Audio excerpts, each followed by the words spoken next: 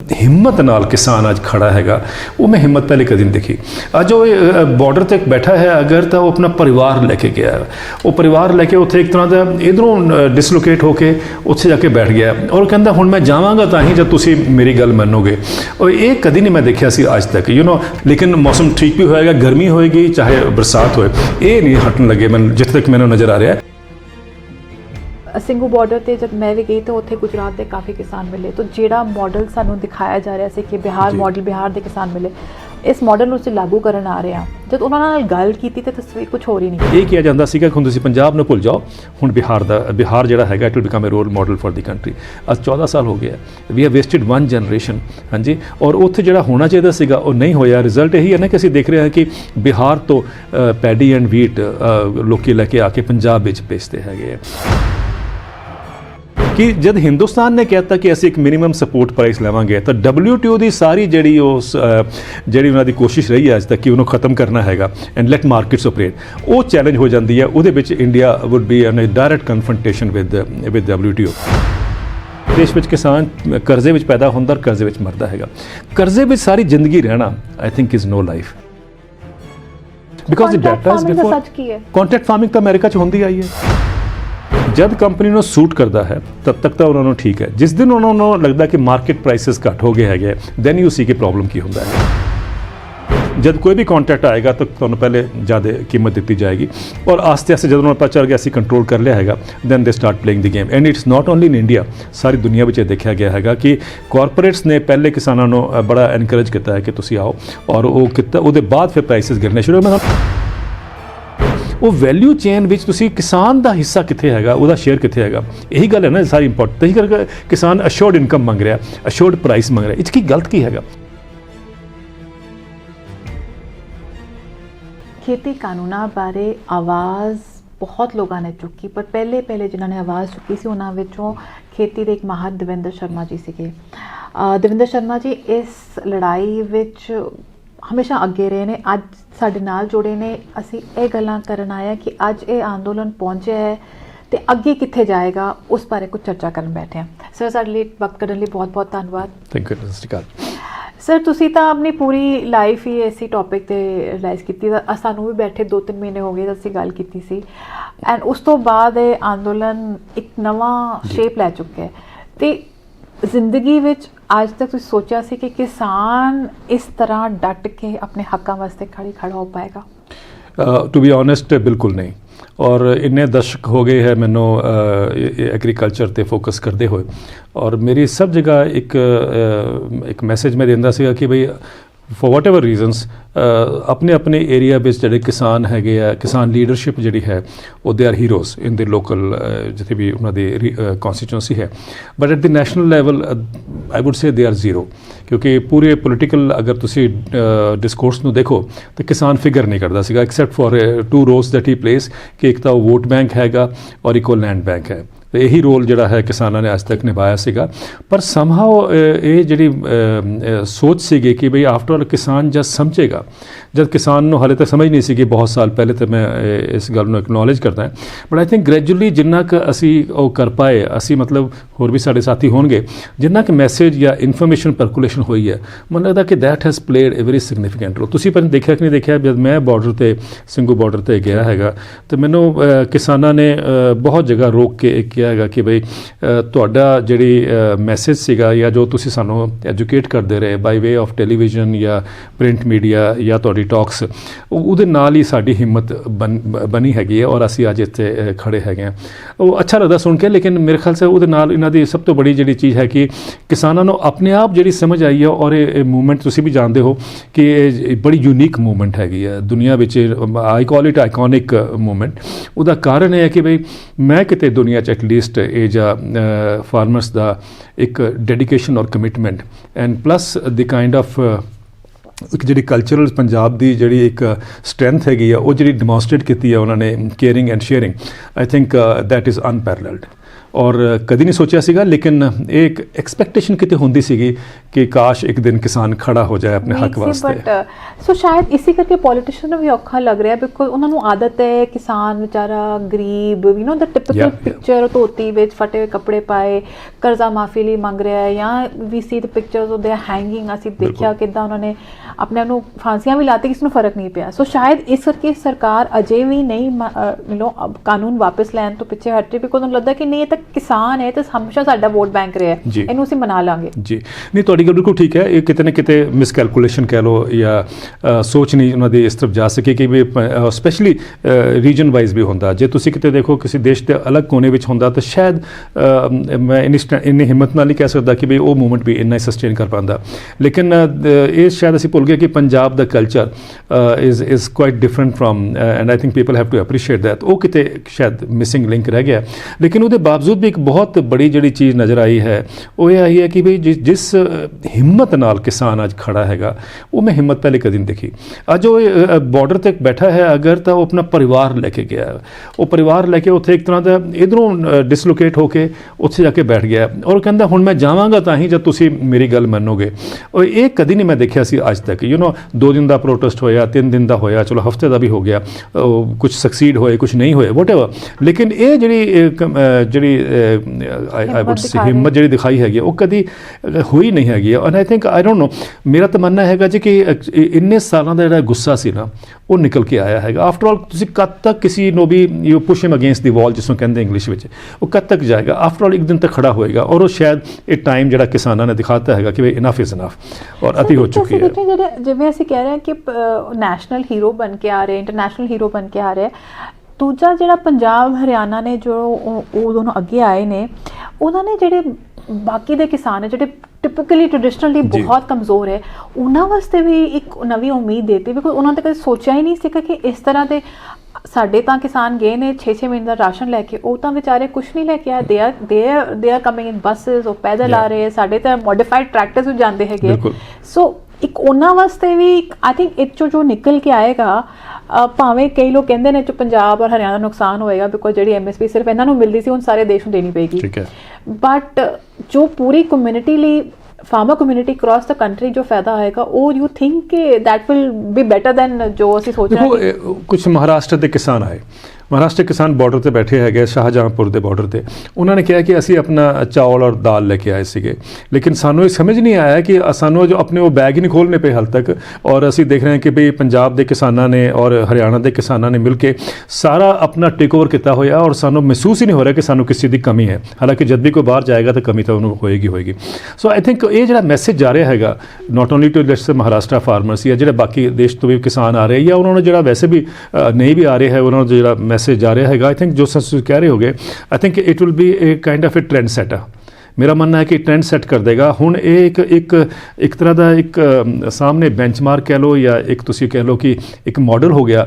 ਔਰ ਇਹ ਸਿਰਫ ਹਿੰਦੁਸਤਾਨ 'ਚ ਨਹੀਂ, ਤੁਸੀਂ ਮੇਰੀ ਗੱਲ ਮੰਨੋ ਕਿ ਦੁਨੀਆ ਵਿੱਚ ਹੁਣ ਇੱਕ ਮੈਸੇਜ ਚਲਾ ਗਿਆ ਹੈਗਾ ਕਿ ਪੰਜਾਬ ਨੇ ਹਰਿਆਣਾ ਨੇ ਜਾਂ ਜਿਹੜਾ ਦਿੱਲੀ ਦੇ ਆਸ-ਪਾਸ ਕਿਸਾਨ ਬੈਠੇ ਹੈ ਇੱਕ ਬਹੁਤ ਹੀ ਬੜਾ ਇੱਕ ਜਿਹਨੂੰ ਕਹਿੰਦੇ ਨਾ ਇੱਕ ਉਪਦੇਸ਼ ਕਹਿ ਲਓ ਜਾਂ ਮੈਂ ਨਹੀਂ ਪਤਾ ਗੁਰੂ ਕੀ ਕਰਦੇ ਸੀਗੇ, ਕਿਸ ਤਰ੍ਹਾਂ ਉਹਨਾਂ ਦੀ ਗੱਲ ਜਾਂਦੀ ਸੀਗੀ। The point I am trying to make is ਕਿ ਸ਼ਾਇਦ ਉਸੇ ਤਰੀਕੇ ਨਾਲ ਇੱਕ ਬਹੁਤ ਬੜਾ ਮੈਸੇਜ ਗਿਆ ਹੈਗਾ ਸਾਰੇ ਸਮਾਜ ਵਿੱਚ। ਮੈਂ ਦੇਖ ਰਿਹਾ ਜੀ ਕਿ ਅਮਰੀਕਾ ਤੋਂ ਯੂਰਪ ਤੋਂ ਜਿਹੜੇ ਮੇਰੇ ਨਾਲ ਕਿਸਾਨ ਗੱਲ ਕਰਦੇ ਆ ਉਹ ਮੈਨੂੰ ਇਹ ਪੁੱਛਦੇ ਹੈਗੇ ਜੀ ਕਿ ਇਹ ਤੁਸੀਂ ਦੱਸੋ ਕਿ ਟਰੈਕਟਰ ਤਾਂ ਅਸੀਂ ਵੀ ਲੈ ਕੇ ਆਉਂਦੇ ਸੀਗੇ ਹਾਂਜੀ ਸਟਰੀਟਸ 'ਤੇ, ਲੇਕਿਨ ਇਹ ਜਿਹੜੀ ਕੈਪੈਸਿਟੀ ਹੈ ਟੂ ਸਸਟੇਨ ਇਹਨੂੰ ਕਰਨਾ ਇਸ ਪ੍ਰੋਟੈਸਟ ਨੂੰ ਇੰਨੇ ਲੰਬੇ ਪੀਰੀਅਡ ਵਾਸਤੇ ਔਰ ਹਾਲੇ ਵੀ ਅਸੀਂ ਸੁਣ ਰਹੇ ਹੈਗੇ ਆ ਕਿ ਬਈ ਉਹ ਕਹਿੰਦੇ 1 ਸਾਲ ਅਸੀਂ, ਕੋਈ ਕਹਿੰਦਾ 2 ਸਾਲ ਅਸੀਂ ਰਹਿ ਸਕਦੇ ਹੈਗੇ ਆ, ਤਾਂ ਤੁਹਾਡਾ ਕੀ ਮਤਲਬ ਹੈ ਕਿ ਇਹ ਵਾਕਈ ਰਹਿ ਸਕਦੇ ਆ?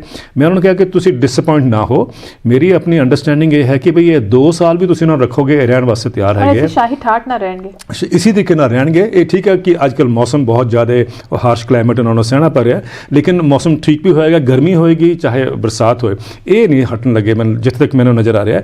ਇਹਦਾ ਮਤਲਬ ਸਾਫ਼ ਹੈ ਕਿ ਬਈ ਜਦ ਤੁਹਾਡੇ ਅੰਦਰ ਇੱਕ ਕਮਿਟਮੈਂਟ ਆ ਜਾਏ ਕਿ ਬਈ ਹੁਣ ਅਸੀਂ ਨਹੀਂ ਆਪਣੇ it's a question of life and death, ਤਾਂ ਮੈਨੂੰ ਲੱਗਦਾ ਹੈ ਕਿ ਉਹ ਉਸ ਟਾਈਮ ਤੇ ਆਈ ਥਿੰਕ ਸੋਸਾਇਟੀ ਰਿਅਲਾਈਜ਼ ਕਰੇਗੀ ਕਿ ਬਈ ਕਿਸਾਨ ਜਿਹੜੇ ਹੈਗੇ ਗਲਤ ਨਹੀਂ ਸੀਗੇ ਔਰ ਉਹੀ ਅਸੀਂ ਦੇਖ ਰਹੇ ਹਾਂ ਕਿ ਸਾਡੇ ਦੇਸ਼ ਵਿੱਚ ਹੁਣ ਲੋਕੀ ਰਿਅਲਾਈਜ਼ ਕਰ ਰਹੇ ਕਿ ਕਿਸਾਨ ਦੇ ਨਾਲ ਖੜਾ ਹੋਣਾ ਹੈਗਾ, ਉਹਨਾਂ ਨਾਲ ਜ਼ਿਆਦਤੀ ਹੋਈ ਹੈ ਇੰਨੇ ਦਸ਼ਕਾਂ ਤੋਂ। ਇਹ ਮੈਸੇਜ ਜਿਹੜਾ ਬਹੁਤ ਇੰਪੋਰਟੈਂਟ ਹੈ, ਔਰ ਇਹੀ ਮੈਸੇਜ ਮੈਨੂੰ ਲੱਗਦਾ ਕਿ ਯੂਰਪ ਦੇ ਕਿਸਾਨ ਵੀ ਔਰ ਅਮਰੀਕਾ ਦੇ ਕਿਸਾਨ, ਕੈਨੇਡਾ ਦੇ ਕਿਸਾਨ, ਉਹ ਵੀ ਇਹੀ ਸੋਚਦੇ ਹੈਗੇ ਕਿ ਵੀ ਸੋਸਾਇਟੀ ਐਟ ਲਾਰਜ ਇਹ ਐਕਸੈਪਟ ਕਰਦੀ ਹੈ ਕਿ ਵੀ ਕਿਸਾਨਾਂ ਨਾਲ ਜ਼ਿਆਦਤੀ ਹੋਈ ਹੈ। ਔਰ ਮੈਨੂੰ ਲੱਗਦਾ ਕਿ ਇੰਡੀਆ ਦੇ ਜਿਹੜੇ ਕਿਸਾਨ, ਹਿੰਦੁਸਤਾਨ ਦੇ ਜਿਹੜੇ ਕਿਸਾਨਾਂ ਨੇ ਇੱਕ ਮੈਸੇਜ ਦਿੱਤਾ ਹੈ ਨਾ, ਉਹਦੇ ਰਿਜ਼ਰਵੇਸ਼ਨ ਜਿਹੜੇ ਹੈਗੇ ਨਾ, ਉਹ ਤੁਸੀਂ ਦੇਖੋਗੇ ਇੰਟਰਨੈਸ਼ਨਲ ਬਹੁਤ ਜ਼ਬਰਦਸਤ ਹੋਣਗੇ ਔਰ for all times to come at least in the near future. ਹਾਂ, ਦਿਸ ਵਿਲ ਬੀ ਸਮਥਿੰਗ ਗੱਲ ਕੀਤੀ ਜਾਏਗੀ ਤੇ ਇਤਿਹਾਸ ਦੀ ਕਿਤਾਬਾਂ ਵਿੱਚ ਜਾਏਗਾ। ਅਸਾਂ ਜੇ ਸਿੰਘੂ ਬਾਰਡਰ ਤੇ ਰਹੇ, ਅਸੀਂ ਉੱਥੇ ਨਾ ਸਿਰਫ ਬਿਹਾਰ ਦੇ ਪਰ ਗੁਜਰਾਤ ਦੇ ਕਿਸਾਨਾਂ ਨਾਲ ਵੀ ਮਿਲੇ, ਔਰ ਜਿਨ੍ਹਾਂ ਦਾ ਮਾਡਲ ਇਸ ਲਾਅ ਵਿੱਚ ਅਪਣਾਇਆ ਗਿਆ, ਜਿਹਨੂੰ ਕਿਹਾ ਗਿਆ ਵੀ ਇਸ ਮਾਡਲ 'ਤੇ ਅਸੀਂ ਲੈ ਕੇ ਆ ਰਹੇ ਹਾਂ।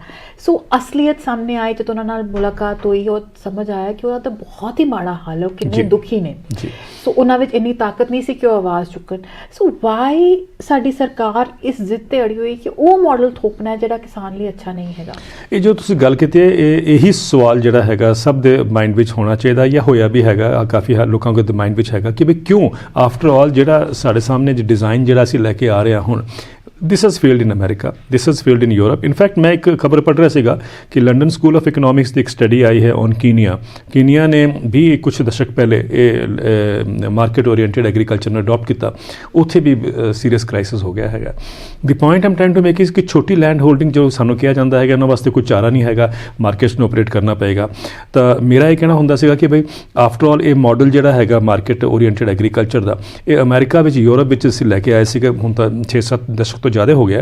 वो उस टाइम जब लैके आए सी, उस टाइम भी कहा गया कि बड़ी लैंड होल्डिंग, क्योंकि अमेरिका तो बड़ी लैंड होल्डिंग है, रफली अबाउट 444 एकड़स एवरेज है, और इस तरीके यूरोप की होगी। Canada is also huge land holdings, और आस्ट्रेलिया तो बहुत ही ज़्यादा है, तकरीबन 4000 तो ऊपर हैक्टेयर, 4000 हैक्टेयर तो ऊपर लैंड होल्डिंग हैगी है। लेकिन इन सारे मुल्कों में बहुत सीरीयस क्राइसिस है अज, and farmers everywhere are dying, you know, in all these countries, and agrarian distress बहुत सीवियर हैगा। सो वो असी मॉडल क्यों इत्थे लैके आ रहे हैं? लेकिन जवाब ये मिलता सीगा, तुसीं भी हुण देखो डिबेट विच आंदा कि साडी छोटी लैंड होल्डिंग्स हैगियां, छोटी लैंड होल्डिंग वास्ते कोई ऑप्शन नहींगा, असीं वो मॉडल लैके आए हैगे।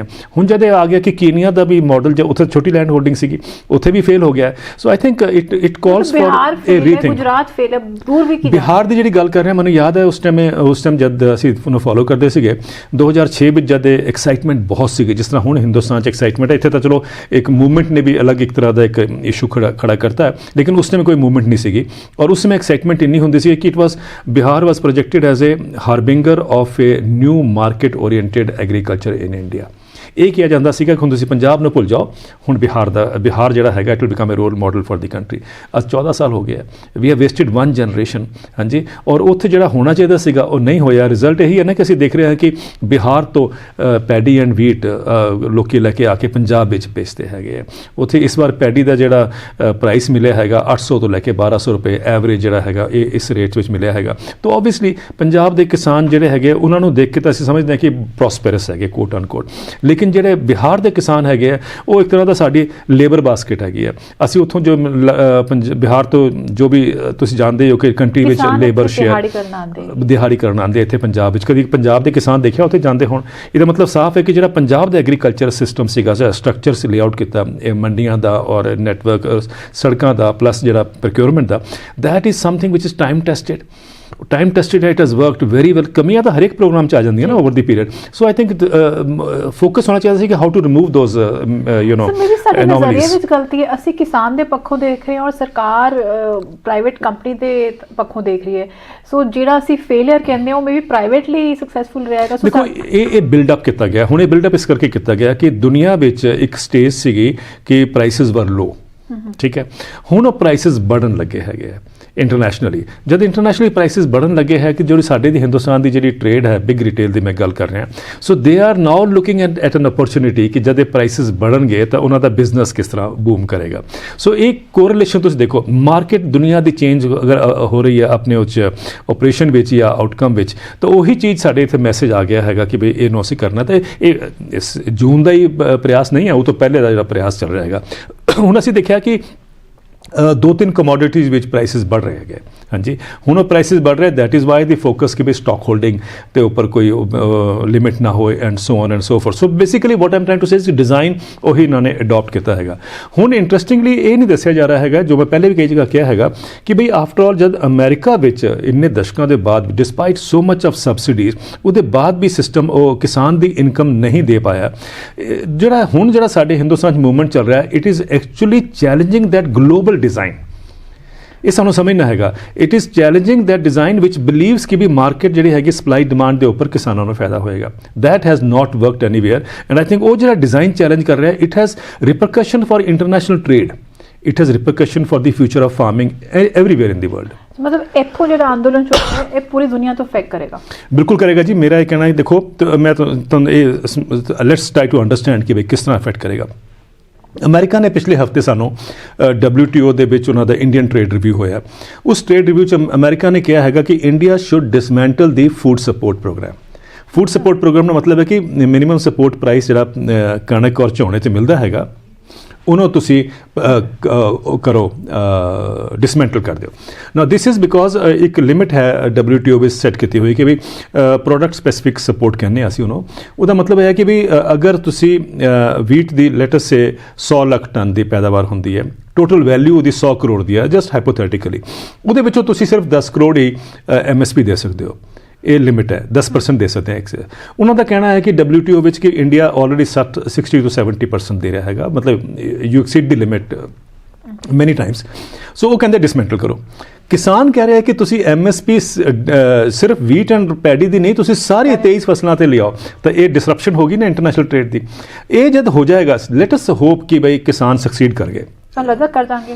ਕਹਿ ਨਹੀਂ ਸਕਦੇ $1 ਮਿਲੀਅਨ ਕੁਐਸਚਨ ਹੈ ਲੇਕਿਨ ਜੋ ਜਿਸ ਪ੍ਰयास ਨਾਲ ਲੱਗੇ ਮੈਂ ਉਦਾਹਰਨ ਦੇ ਤੌਰ ਤੇ ਕਹਿ ਰਿਹਾ ਕਿ ਸਪੋਜ਼ ਕਰੋ ਦੇ ਸਕਸੀਡ ਜਦ ਉਹ ਸਕਸੀਡ ਕਰ ਗਿਆ ਤਾਂ ਉਹਦੇ ਇੰਟਰਨੈਸ਼ਨਲ ਰੈਮੀਫਿਕੇਸ਼ਨ ਦੇਖੋ ਤੁਸੀਂ ਕਿ ਜਦ ਹਿੰਦੁਸਤਾਨ ਨੇ ਕਹਿਤਾ ਕਿ ਅਸੀਂ ਇੱਕ ਮਿਨੀਮਮ ਸਪੋਰਟ ਪ੍ਰਾਈਸ ਲਵਾਂਗੇ ਤਾਂ WTO ਦੀ ਸਾਰੀ ਜਿਹੜੀ ਉਹਨਾਂ ਦੀ ਕੋਸ਼ਿਸ਼ ਰਹੀ ਹੈ ਅੱਜ ਤੱਕ ਕਿ ਉਹਨੂੰ ਖਤਮ ਕਰਨਾ ਹੈਗਾ ਐਂਡ ਲੈਟ ਮਾਰਕੀਟਸ ਆਪਰੇਟ ਉਹ ਚੈਲੰਜ ਹੋ ਜਾਂਦੀ ਹੈ ਉਹਦੇ ਵਿੱਚ India would be in a direct confrontation with WTO ਉਹਦਾ ਮਤਲਬ ਹੋਗਾ ਕਿ let's not worry about it after all ਹੁਣ ਜਿਹੜੇ ਰੀਜਨਲ ਜਿਹੜੀ ਟ੍ਰੀਟੀ ਸੀਗੀ RCEP ਹਾਂਜੀ ਉਹ ਜਿਹੜੀ regional cooperation for economic and partnership so regional cooperation for economic partnership treaty ਜਿਹੜੀ ਹੈਗੀ ਹੈ between the consider to be the biggest treaty for the regional treaty ਜਿਹੜੀ ਹੋ ਰਹੀ ਹੈ ਉਹਦੇ ਵਿੱਚ ਆਫਟਰ ਆਲ ਮੋਦੀ ਸਾਹਿਬ ਨੇ ਕਦਮ ਲਿਆ ਨਾ ਹੀ ਵਿਡਰੂ ਫਰਮ ਇਟ ਹੈ ਨਾ ਹੀ ਵਿਡਰੂ firm so I think that shows the courage of the leadership so ਮੈਨੂੰ ਲੱਗਦਾ ਕਿ ਜੇ ਕਿਸੇ ਦਿਨ ਇਹ ਸਾਨੂੰ ਸਮਝ ਆ ਜਾਏ ਦੇਸ਼ ਨੂੰ ਕਿ ਬਈ ਕਿਉਂ ਇੰਪੋਰਟੈਂਟ ਹੈਗਾ ਇਹ ਸਾਰੇ ਦੇਸ਼ ਵਾਸਤੇ ਕਿ ਹਰ ਇੱਕ ਨੂੰ ਪੰਜਾਬ ਵਰਗੀ ਹੀ ਸਬਸਿਡੀ ਨਹੀਂ ਕਹਿ ਰਿਹਾ ਸਪੋਰਟ ਮਿਲੇ ਤਾਂ ਮੈਨੂੰ ਲੱਗਦਾ ਕਿ ਦੈਟ ਵਿਲ ਟੈਲ ਅਸ ਕਿ ਬਈ ਸਬਕਾ ਸਾਥ ਸਬਕਾ ਵਿਕਾਸ ਦਾ ਹੋਰ ਕੋਈ ਰਸਤਾ ਹੈ ਹੀ ਨਹੀਂ ਹੈ you have to provide more income in the hands of farmers so ਉਹ ਜਦ ਹੋਏਗਾ ਤਾਂ ਮੈਂ ਉਹੀ ਕਹਿ ਰਿਹਾ ਸੀ ਕਿ ਇੰਟਰਨੈਸ਼ਨਲ ਟ੍ਰੇਡ ਦੀ ਡਿਸੈਪਸ਼ਨ ਹੋਏਗੀ ਐਂਡ ਆਲਸੋ ਜਿਹੜਾ ਇੱਕ ਦੁਨੀਆ ਦਾ ਜਿਹੜਾ ਡਿਜ਼ਾਈਨ ਹੈ ਵਿਚ ਹੈਜ਼ ਕੈਪਟ ਐਗਰੀਕਲਚਰ ਪੋਪਰਾਈਜ਼ਡ ਜਾਂ ਜਿਹਨਾਂ ਕਿਸਾਨਾਂ ਨੂੰ ਦਾਮ ਦਿੱਤਾ ਹੀ ਨਹੀਂ ਹੈਗਾ ਜੋ ਉਹਨਾਂ ਦਾ ਹੱਕ ਬਣਦਾ ਹੈਗਾ ਉਹ ਚੈਲੰਜ ਹੁੰਦਾ ਹੈ ਮੈਨੂੰ ਅੱਜ ਅਮਰੀਕਾ ਦੇ ਕਿਸਾਨ ਫੋਨ ਕਰਕੇ ਕਹਿੰਦੇ ਆ ਕਿ ਸਰ ਜੋ ਹਿੰਦੁਸਤਾਨ 'ਚ ਹੋ ਰਿਹਾ ਹੈਗਾ ਜਾਂ ਕਿਸਾਨ ਮੰਗ ਰਹੇ ਹੈਗੇ ਵਾਈ ਡੋਂਟ ਯੂ ਐਜੂਕੇਟ ਅਸ ਕਿ ਵੀ ਅਸੀਂ ਵੀ ਉਹਨੂੰ ਸਮਝੀਏ ਕਿ ਮਿਨੀਮਮ ਸਪੋਰਟ ਪ੍ਰਾਈਸ ਕੀ ਹੁੰਦਾ ਹੈਗਾ ਮਿਨੀਮਮ ਅਸ਼ੋਰਡ ਪ੍ਰਾਈਸ ਕੀ ਹੁੰਦਾ and let us try to also follow ਕਿ ਬਈ ਇੰਡੀਆ ਨੇ ਜੋ ਕੀਤਾ ਹੈਗਾ ਅਸੀਂ ਵੀ ਉਹੀ ਚਾਹਾਂਗੇ ਸੋ ਮਤਲਬ ਆਲਰੇਡੀ ਲੋਕ ਇੱਥੋਂ ਸਿੱਖ ਰਹੇ ਨੇ ਗੱਲਾਂ ਜੋ ਉੱਠ ਕੇ ਆ ਰਹੀਆਂ ਮਤਲਬ ਦੇਅਰ ਮੈਂ ਕਈ ਜਗ੍ਹਾ ਕਿਹਾ ਕਿ ਇੱਕ ਕਿਸਾਨ ਨੇ ਮੈਨੂੰ ਫੋਨ ਕੀਤਾ ਅਮਰੀਕਾ ਤੋਂ ਉਹ ਮੈਨੂੰ ਕਹਿੰਦਾ ਹੈ ਕਿ living in that is living in hell ਠੀਕ ਹੈ ਨਾ ਉਹ ਜਿਹੜੀ ਗੱਲ ਉਹਦੀ ਮੈਨੂੰ ਹੱਦ ਕਰੀ ਨਹੀਂ ਭੁੱਲੀ ਰਹਿਣਾ ਤਾਂ ਮਤਲਬ ਉਹ ਆਪਣੇ ਸਿਰ ਉੱਤੇ ਇਸ ਲਾਈਕ ਹੈਲ ਬਿਲਕੁਲ ਠੀਕ ਹੈ ਨਾ ਉਹਨੇ ਕਿਹਾ ਕਿ ਜੋ ਚੌਧਰੀ ਚਰਨ ਸਿੰਘ ਵੀ ਕਹਿੰਦੇ ਸੀਗੇ ਚੌਧਰੀ ਚਰਨ ਸਿੰਘ ਕਹਿੰਦੇ ਸੀ ਸਾਡੇ ਦੇਸ਼ ਵਿੱਚ ਕਿਸਾਨ ਕਰਜ਼ੇ ਵਿੱਚ ਪੈਦਾ ਹੁੰਦਾ ਔਰ ਕਰਜ਼ੇ ਵਿੱਚ ਮਰਦਾ ਹੈਗਾ ਕਰਜ਼ੇ ਵਿੱਚ ਸਾਰੀ ਜ਼ਿੰਦਗੀ ਰਹਿਣਾ I think is no life ਨਰਕ ਵਿੱਚ ਰਹਿ ਕੇ ਤੁਹਾਨੂੰ ਤਾਂ ਸਾਰਾ ਟਾਈਮ ਖਾਣਾ ਦੇ ਹੀ ਰਿਹਾ ਨਾ ਬਿਲਕੁਲ ਤਾਂ ਇਹੀ ਮੈਂ ਕਹਿ ਰਿਹਾ ਕਿ ਅਗਰ ਦੁਨੀਆ ਦੇ ਕਿਸਾਨ ਉਸ ਨਰਕ ਵਿੱਚ ਹੈਗੇ ਉਹ ਸਾਰੇ ਨਿਕਲਣਾ ਚਾਹੁੰਦੇ ਹੈਗੇ ਔਰ ਹਿੰਦੁਸਤਾਨ ਦੇ ਕਿਸਾਨ ਉਹਨਾਂ ਨੂੰ ਇੱਕ ਰਸਤਾ ਦਿਖਾ ਰਹੇ ਹੈਗੇ ਤਾਂ ਮੈਨੂੰ ਲੱਗਦਾ ਇਹ ਤਾਂ ਬੜੀ ਅਚੀਵਮੈਂਟ ਕੀ ਹੋ ਸਕਦੀ ਹੈ ਸਰ अपनी सरकार ਤੇ जब वापस आई है जो ਸਾਡੀ पॉलिटिक्स कल नवजोत ਸਿੰਘ ਸਿੱਧੂ ਨੇ ਇੱਕ ਕੱਲ ਦਾ ਖੁਲਾਸਾ ਕੀਤਾ ਜੋ ਅਸੀਂ ਬਾਰ-ਬਾਰ ਕਹਿ ਰਹੇ ਹਾਂ ਕਿ ਅਦਨਾਨੀਜ਼ ਦੇ ਸਾਈਲੋਜ਼ ਹੈਗੇ ਸੋ ਉਹਨਾਂ ਵੱਲੋਂ ਕਿਹਾ ਗਿਆ ਕਿ FCI ਨੇ ਇਹੋ ਜਿਹੀ ਯੋਜਨਾ ਬਣਾਈ ਹੈ ਕਿ ਉਹਨਾਂ ਨੇ ਆਪਣੀ 1/3 ਲੈਂਡ ਅਦਨਾਨੀਜ਼ ਨੂੰ ਸਾਈਲੋਜ਼ ਬਣਾਉਣ ਲਈ ਦੇਤੀ ਹੈਗੀ ਹੈ ਜਿਹਨੂੰ ਇਹ ਕੰਟਰੈਕਟ ਦਿੱਤਾ ਗਿਆ ਕਿ ਉਹਨਾਂ ਦੇ ਜੇ ਸਾਈਲੋਜ਼ ਵਿੱਚ ਸਿਰਫ 5% ਨਾਜ ਵੀ ਪਿਆ ਹੋਏਗਾ ਤੇ ਉਹ 100% ਪੇਮੈਂਟ ਦੇਣਗੇ ਸੋ ਇਹੋ ਜਿਹੀਆਂ ਚੀਜ਼ਾਂ 'ਚ ਇੰਨਾ ਆਲਰੇਡੀ ਪੈਸਾ FCI ਦੇਣ ਨੂੰ ਤਿਆਰ ਤੇ ਕਿਸਾਨ ਨੂੰ ਦੇਣ 'ਚ ਕੀ ਪ੍ਰੋਬਲਮ ਹੈਗੀ ਹੈ ਅਗੇਨ ਇਟਸ ਅ ਥਿੰਕਿੰਗ, ਜਿਹੜੀ ਇਕਨੋਮਿਕ ਥਿੰਕਿੰਗ ਹੈਗੀ ਆ ਉਹ ਇਸ ਚੀਜ਼ ਨੂੰ ਤਾਂ ਐਨਕਰੇਜ ਕਰਦੀ ਹੈ ਕਿ ਬਈ ਤੁਸੀਂ ਕਾਰਪੋਰੇਟਸ ਨੂੰ ਤੁਸੀਂ ਦੇ ਡੋਂਟ ਕਾਲ ਇਟ ਸਬਸਿਡੀ, ਉਹ ਕਹਿੰਦੇ ਇਨਸੈਂਟਿਵ ਫॉर ਗਰੋਥ। ਇਹ ਇਨਸੈਂਟਿਵ ਫॉर ਗਰੋਥ ਹੈ। ਤੁਸੀਂ ਦੇਖਿਆ ਹੋਵੇਗਾ ਕਿ ਇੱਕ ਸਾਡੀ ਵੋਕੈਬੂਲਰੀ ਬੜੀ ਇੱਕ ਉਹਨੂੰ ਸਮਝਣ ਦੀ ਕੋਸ਼ਿਸ਼ ਕਰੀਏ ਕਿਸ ਤਰੀਕੇ ਨਾਲ ਉਹ ਨੈਰੇਟਿਵ ਬਣਾਏ ਜਾਂਦੇ ਆ। ਜਦ ਕਿਸਾਨਾਂ ਨੂੰ ਸਬਸਿਡੀ ਦਿੰਦੇ ਹੈਗੇ ਆ ਤਾਂ ਉਹ ਸਬਸਿਡੀ ਸ਼ਬਦ ਹੀ ਡੈਮੋਨਾਈਜ਼ ਕਰ ਚੁੱਕੇ ਹਾਂ ਅਸੀਂ। ਉਹ ਲੱਗਦਾ ਸਾਨੂੰ ਕਿ ਇਹ ਪੈਸਾ ਵਿਅਰਥ ਜਾ ਰਿਹਾ, ਸੜਕਾਂ ਤੇ ਰੁੜ ਜਾਏਗਾ, ਇਹ ਮਤਲਬ ਕਿਸੇ ਕੰਮ ਦਾ ਨਹੀਂ ਹੈਗਾ, ਇਹ ਇਹਨਾਂ ਨੂੰ ਨਹੀਂ ਦੇਣਾ ਚਾਹੀਦਾ। ਸਬਸਿਡੀ ਤਾਂ ਇਹੀ ਹੈ ਨਾ, ਚਾਹੇ ਫੂਡ ਸਬਸਿਡੀ ਹੋਏ, ਚਾਹੇ ਫਰਟੀਲਾਈਜ਼ਰ ਸਬਸਿਡੀ, ਕੋਈ ਵੀ ਸਬਸਿਡੀ ਹੋਏ। ਔਰ ਜਦ ਅਸੀਂ ਕੰਪਨੀਆਂ ਨੂੰ ਜਾਂ ਕਾਰਪੋਰੇਟਸ ਨੂੰ ਅਸੀਂ ਦਿੰਦੇ ਹੈਗੇ ਸਬਸਿਡੀ, ਮਾਫੀ ਪਲੱਸ ਐਨਪੀਏ ਨੋਰਮ, ਨਹੀਂ ਮੈਮ ਉਹਦੀ ਗੱਲ ਤਾਂ ਬਾਅਦ ਚ ਕਰਦੇ, ਪਹਿਲੇ ਇਹ ਦੇਖੋ ਜਦ ਅਸੀਂ ਉਹਨਾਂ ਨੂੰ ਦਿੰਦੇ ਹੈਗੇ ਆ ਸਬਸਿਡੀ ਕਾਰਪੋਰੇਟਸ ਨੂੰ, ਤਾਂ ਅਸੀਂ ਉਹਨੂੰ ਸਬਸਿਡੀ ਨਹੀਂ ਕਹਿੰਦੇ, ਅਸੀਂ ਉਹਨੂੰ ਇਨਸੈਂਟਿਵ ਫॉर ਗਰੋਥ ਕਹਿੰਦੇ ਆ। ਦੇਖੋ ਨਾ, ਤੁਸੀਂ ਸਬਸਿਡੀ ਕਿੰਨੀ ਦਿੰਦੇ ਹੋ? ਤੁਸੀਂ ਸਬਸਿਡੀ ਉਹਨਾਂ ਨੂੰ ਜ਼ਮੀਨ ਦੀ, ਰਿਸੋਰਸਿਸ ਦੀ, ਨੈਚੁਰਲ ਰਿਸੋਰਸਿਸ ਦੀ, ਉਹ ਵੀ ਸਬਸਿਡੀ ਹੈ। ਲੈਂਡ ਮਿਲਦੀ ਹੈ, ਉਹੀ ਤਾਂ ਮੈਂ ਕਹਿ ਰਿਹਾ, ਕਾਸਟ ਉਹਨਾਂ ਨੂੰ ਦੇਣੀ ਨਹੀਂ ਪੈਂਦੀ ਹੈਗੀ ਹੈ। ਹਾਂਜੀ, ਉਹ ਤੁਸੀਂ ਉਹਨਾਂ ਨੂੰ ਦਿੱਤਾ ਸਭ ਕੁਝ, ਉਹਦੇ ਬਾਅਦ ਉਹਨਾਂ ਨੂੰ ਕੈਸ਼ ਵੀ ਦਿੰਦੇ ਹੋ, ਇਕਨੋਮਿਕ ਸਟਿਮੂਲਸ ਪੈਕੇਜ ਦਿੰਦੇ ਹੋ, ਜਿਸ ਤਰ੍ਹਾਂ ਸਭ ਸਪੋਰਟ ਹੁੰਦੀ ਹੈ, ਉਹਨੂੰ ਕਹਿੰਦੇ ਇਨਸੈਂਟਿਵ ਫॉर ਗਰੋਥ। ਔਰ ਕਿਸਾਨ ਨੂੰ ਮਿਲਦੀ ਹੈ ਤਾਂ ਉਹਨੂੰ ਸਬਸਿਡੀ ਕਿਹਾ ਜਾਂਦਾ ਹੈ। ਜਿਹੜੀ ਸਬਸਿਡੀ ਹੁੰਦੀ ਹੈ, ਜੇ ਉਹਨੂੰ ਸਿੰਪਲ ਵਰਡ ਵਿੱਚ ਕਹੀਏ, ਜੇ ਕਿਸਾਨ ਨੂੰ ਸਬਸਿਡੀ ਨਹੀਂ ਦੇਵਾਂਗੇ ਤਾਂ ਮਤਲਬ ਉਹਦਾ ਖਰਚਾ ਵੱਧ ਹੋਏਗਾ ਤੇ ਉਹਦੀ ਕੀਮਤ ਵਸੂਲੇਗਾ। ਤਾਂ ਬੇਸਿਕਲੀ ਅਸੀਂ ਜਿਹੜਾ ਕਾਮਨ ਮੈਨ ਉਹਨੂੰ ਮਹਿੰਗਾਈ ਤੋਂ ਬਚਾਉਣ ਲਈ ਅਸੀਂ ਉਹਨੂੰ ਸਬਸਿਡੀ ਐਗਜ਼ੈਕਟਲੀ ਜਿਹੜੀ ਸਬਸਿਡੀ ਅਸੀਂ ਕਿਸਾਨ ਨੂੰ ਦਿੰਦੇ ਹਾਂ, ਜਿਸ ਤਰ੍ਹਾਂ ਫਰਟੀਲਾਈਜ਼ਰ ਹੋਇਆ, ਪੈਸਟੀਸਾਈਡ ਹੋਇਆ, ਜਾਂ ਪਾਣੀ ਬਿਜਲੀ ਦੀ ਜਿਹੜੀ ਸਬਸਿਡੀ ਹੈਗੀ ਹੈ, they are all indirect subsidy. ਪਹਿਲੀ ਗੱਲ ਤਾਂ ਉਹ ਜਿਹੜੀ ਸਬਸਿਡੀ ਹੈ ਬੇਸਿਕਲੀ ਅਸੀਂ ਇਸ ਕਰਕੇ ਦਿੰਦੇ ਹਾਂ ਤਾਂ ਕਿ ਉਹ ਪ੍ਰਾਈਸਿਸ ਘੱਟ ਰਹਿਣ। क्योंकि अगर देखो ना, अगर फर्टिलाइजर सब्सिडी से विड्रॉ कर लोगे तो किसान ने तो फर्टिलाइजर ऐड करना ही है, वही वो कॉस्ट बढ़ गई। जब कॉस्ट बढ़ गई तो एमएसपी भी बढ़ गया। सो कहने का मतलब है कि वो एमएसपी बढ़ गया तो प्राइसेस बढ़ गए। इस तरह माने किसान वास्ते नहीं है, वो शहरी वास्ते है, कॉमन मिडिल मैन वास्ते है ਜਿਹੜਾ ਅਫੋਰਡ ਨਹੀਂ ਕਰ ਸਕਦਾ। ਬਿਲਕੁਲ ਠੀਕ ਹੈ, ਉਹ ਐਕਚੁਅਲੀ ਕੰਜ਼ਿਊਮਰ ਸਬਸਿਡੀ ਹੈ। ਔਰ ਕੰਜ਼ਿਊਮਰ ਸਬਸਿਡੀ ਨੂੰ ਅਸੀਂ ਕਿ ਸਾਡਾ ਇੰਪ੍ਰੈਸ਼ਨ ਇਹ ਹੈ ਕਿ ਬਈ ਐਕਚੁਅਲੀ ਕਿਸਾਨਾਂ ਨੂੰ ਸਬਸਿਡੀ ਹੈ। ਸੋ ਆਈ ਥਿੰਕ ਇੱਕ ਇਹ ਜਿਹੜੀ ਡਿਫਰੈਂਸੀਏਸ਼ਨ ਹੈ ਇਹ ਬਹੁਤ ਜ਼ਰੂਰੀ ਹੈ ਸਮਝਣ ਵਾਸਤੇ। ਇੱਕ ਗੱਲ ਤਾਂ ਇਹ ਹੈ, ਲੇਕਿਨ ਜਿਹੜੀ ਕਾਰਪੋਰੇਟ ਨੂੰ ਅਸੀਂ ਸਬਸਿਡੀ ਦਿੰਦੇ ਹੈਗੇ ਆ, ਉਹਦਾ ਅਗਰ ਅਸੀਂ ਇੱਕ ਅਸੈਸਮੈਂਟ ਕਰ ਲਈਏ, ਤੁਸੀਂ ਦੇਖੋ 2004 ਤੋਂ ਲੈ ਕੇ ਅੱਜ ਤੱਕ, 2004 ਤੋਂ ਮੈਂ ਇਸ ਕਰਕੇ ਕਹਿ ਰਿਹਾ ਕਿਉਂਕਿ ਮਨਮੋਹਨ ਸਿੰਘ ਸਾਹਿਬ ਦੀ ਗਵਰਨਮੈਂਟ ਉਸ ਟਾਈਮ ਆਈ ਸੀਗੀ, ਉਹਨਾਂ ਨੇ ਇੱਕ ਆਪਣੇ ਬਜਟ ਵਿੱਚ ਇੱਕ ਰੈਵਨਿਊ ਫੋਰਗੋਨ ਦਾ ਇੱਕ ਡਾਕੂਮੈਂਟ ਸ਼ੁਰੂ ਕੀਤਾ, ਮਤਲਬ ਉਹਦੀ ਕੈਟੇਗਰਾਈਜ਼ੇਸ਼ਨ ਸ਼ੁਰੂ ਕੀਤੀ। ਅੱਜ ਤੱਕ ਤਕਰੀਬਨ 50 ਲੱਖ ਕਰੋੜ ਦੀ ਉਹਨਾਂ ਨੂੰ ਟੈਕਸ ਕੰਸੈਸ਼ਨ ਮਿਲ ਚੁੱਕੇ ਹੈਗੇ। 6% ਆਫ ਦੀ GDP ਜਿਹੜਾ ਹੈਗਾ ਉਹ ਉਹਨਾਂ ਨੂੰ ਟੈਕਸ ਕੰਸੈਸ਼ਨ ਦਿੱਤੇ ਜਾਂਦਾ ਹੈ ਕਾਰਪੋਰੇਟ ਨੂੰ। ਦੇਖੋ ਨਾ, 0.4% ਆਫ GDP ਸਿਰਫ ਐਗਰੀਕਲਚਰ ਵਿੱਚ ਪਬਲਿਕ ਸੈਕਟਰ ਇਨਵੈਸਟਮੈਂਟ ਹੈ।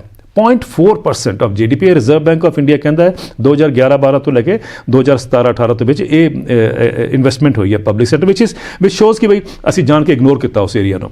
ਲੇਕਿਨ ਔਨ ਦੀ ਅਦਰ ਹੈਂਡ ਕਿ ਅਸੀਂ ਅਗਰ 6% ਆਫ GDP ਟੈਕਸ ਕੰਸੈਸ਼ਨ ਦੇ ਰਹੇ ਹਾਂ ਕਾਰਪੋਰੇਟਸ ਨੂੰ, ਤੁਸੀਂ ਦੇਖੋ ਦੋਨਾਂ ਦਾ ਕੰਪੈਰੀਜ਼ਨ ਨਹੀਂ ਹੋ ਸਕਦਾ। ਔਰ ਅਗਰ 50% ਪਾਪੂਲੇਸ਼ਨ ਇੱਕ ਖੇਤਰ ਵਿੱਚ ਇਨਵੋਲਵਡ ਹੈਗੀ ਹੈ, ਉਹਨੂੰ ਤੁਸੀਂ ਇਗਨੋਰ ਕਰ ਰਹੇ ਹੋਗੇ ਤਾਂ ਵਾਟ ਮਿਰੈਕਲ ਕੈਨ ਯੂ ਐਕਸਪੈਕਟ।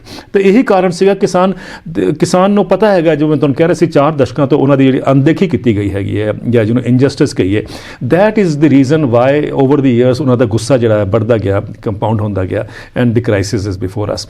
ਪਰ ਮੈਨੂੰ ਲੱਗਦਾ ਕਿ ਇਹਨਾਂ ਅਗਰ ਅੱਖਾਂ ਖੁੱਲ੍ਹ ਜਾਣ ਸੋਸਾਇਟੀ ਦੀਆਂ ਜਾਂ ਪਾਲਿਸੀ ਮੇਕਰਸ ਦੀਆਂ ਕਿ ਆਫਟਰ ਆਲ ਇਹ ਵੀ ਸੈਕਟਰ ਹੈਗਾ ਜਿਹਦੇ ਤਰਫ ਫੋਕਸ ਕਰਨਾ ਚਾਹੀਦਾ and also it can B N engine of growth, ਤਾਂ ਮੈਨੂੰ ਲੱਗਦਾ ਕਿ ਸਾਰਾ ਜਿਹੜਾ ਇਕਨੋਮਿਕ ਡਿਜ਼ਾਈਨ ਹੈ ਉਹੀ ਬਦਲ ਜਾਏਗਾ।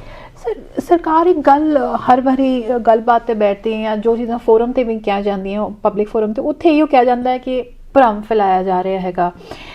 ਕਾਂਗਰਸ ਵੀ ਇਹੋ ਕਰਨਾ ਚਾਹੁੰਦੀ, ਸੁਪਰੀਮ ਕੋਰਟ ਵਿੱਚ ਵੀ ਕਿਹਾ ਉਹਨਾਂ ਨੇ, ਕੰਟਰੈਕਟ ਫਾਰਮਿੰਗ ਨਾਲ ਜ਼ਮੀਨ ਨਹੀਂ ਜਾਏਗੀ। ਸੋ ਉਹਨਾਂ ਦਾ ਸੱਚ ਕੀ ਇਹਨਾਂ ਗੱਲਾਂ ਦਾ? ਦੇਖੀਏ, ਇਹ ਬਹੁਤ ਇੰਪੋਰਟੈਂਟ ਇਸ ਕਰਕੇ ਹੈਗਾ ਕਿ ਜਦ ਵੀ ਤੁਸੀਂ ਚੈਲੰਜ ਕਰਦੇ ਹੋ ਇਸ ਸਿਸਟਮ ਨੂੰ ਤਾਂ ਤੁਹਾਡੇ ਉੱਪਰ ਸਵਾਲ ਉਠਾਏ ਜਾਣਗੇ।